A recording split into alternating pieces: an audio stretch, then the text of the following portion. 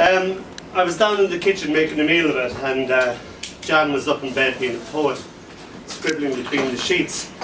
And I hadn't wrote anything for a very long time. And I was cutting meat and I went, TWAK! And I thought, yes! And there was the poem. So I shouted upstairs and I said, I've just wrote a poem called TWAK, do you want to hear it? And she said, I've just wrote a villanelle. And I thought, oh yeah. And I put it in there. It's the trouble with poetry couples, isn't it? So my little thing is called TWAK. TWAK! A knife embeds itself in the space just by her left ear, as if the wood gulped it, sucked it, ing! Its glint vibrating still. In her head, she plans dinner. She stares at her husband, remembers how he had come to court her. TWAK! Another knife flashes spitefully, narrowly missing her other ear. A little bubble of blood, like a stud earring blossoming on a wobbly earlobe. Ouch! She whispers to herself, guilty at such an overreaction. Oh, how he had excited her, her head in a spin, saying he was in show business. Her world revolves about him. The next knife impregnates itself in the space between her legs. Like a tuning fork, it hums. Her excitement builds. A splinter of wood nestles in her left inner thigh. Wow, nice. She becomes moist. The shimmy of her spangles as the lights catch her. A little gasp, she faces him boldly, afraid and unafraid. Upside down now, her world all topsy-turvy. She still so proud of her husband's skill to tantalize her, his unerring accuracy, the pride of being she the knife thrower's assistant as well as wife. TWAK! Thank you.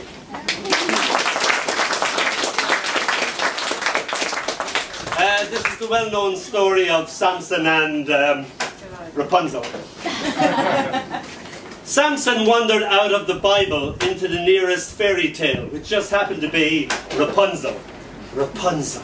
Well, lucky old me, he chuckled to himself, leaving religion behind him. He just tore down the tower, catching her as she fell heavily for him. Underneath the bricks lay the dead witch, but to hell with her. This was the girl of his dreams, heaven's sent. They had a whirlwind romance. Rapunzel let down her hair and danced, danced, danced. It was all like some new kind of fairy story written by someone who obviously didn't know the rules or how exactly these things were supposed to go and made it all wrong, which was just right for her. If she could, she would have kissed that short-sighted, long-haired, myopic Irish clone who, dozy with his antihistamine medication, he must be allergic to reality, wrote the first thing that came to mind. Yeah, Samson and Rapunzel. Rapunzel and Samson. It's got that certain ring about it.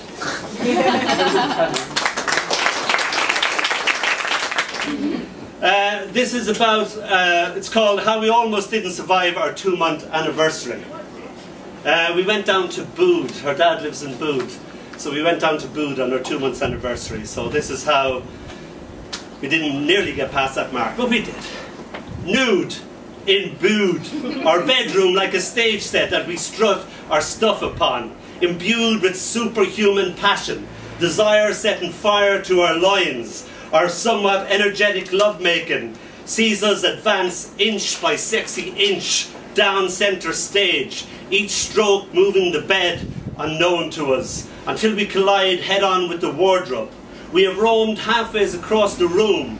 What, we thought, would have happened if the wardrobe hadn't halted our advance, our passionate progress, or if he had missed it by an inch? We shudder to think. If he had just kept going, lost in the throes of advanced passion, we would have eventually smashed through the French windows, not stopping for nothing, out onto the veranda before coming to a startled halt in the middle of the garden, the guard dog barking furiously at our invasion of his privacy. We would have had to make love all over again to get the bed back in, call the glazier, quick yellow pages, be content to just cuddle and hope our hosts hadn't noticed anything untoward. Called When They Made You That Broke the Mould. I sit and gaze, amazed as you create a rubber mould of your vulva. You ask me what I think, I blink and grin. It's something else, but what's it for? It's for you, because I love all the things that you do to it. I smile, well, alright. For years your masterpiece held pride of place above our mantelpiece, created heated debate over how much was too much, or how far was too far, or it oughtn't to be allowed. It always made me smile. People were often affronted, but you, being you, as was your wont, proudly declared, I am not ashamed of my cunt. Years later we broke up and it ended up in an attic, neatly packaged and covered with dried wild flowers. I wrote and asked if you wanted your vulva back. You wrote back and said, oh yes please, in big bold capital letters. And so, like a Rosetta Stone, it was returned with a little note attached that simply said, thank you for the gift of this and for loaning it to me for all these years. It was greatly loved and greatly missed, then sealed with love and a single kiss. Thank you.